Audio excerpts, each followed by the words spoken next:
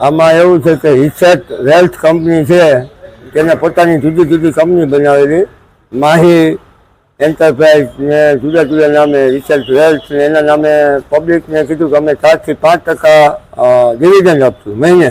એટલે બધા એમાં રોકાણ કરવા માંડ્યા. નાના માણસો હતા બધા, કોકે 2 લાખ 5 લાખ 10 લાખ ને 50 લાખના પણ રોકાણ એમાં બધા વધારે કરેલા છે. અને 500 થી 1000 કરોડ રૂપિયાનું કૌભાંડ કરી અને સંજય માંગરોળીયા અત્યારે ફરાર છે અને પોતાનો મોબાઈલ બંધ કરી દીધો છે, ઓફિસો બંધ કરી દીધી છે અને એની મિલકતો પણ વેચી નાખી એવા સમાચાર છે.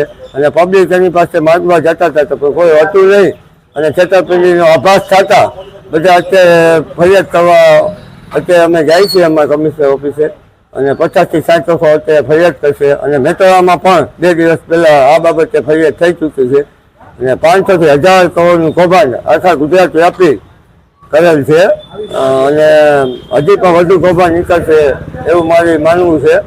અને આના તાત્કાલિક પગલાં લેવાય અને ધરપકડ થાય અને નાના માણસોના પૈસા છે વિધવા બહેનોના એ પૈસા તેઓને પાછા મળે તે માટે અમે રજૂઆત કરીશું.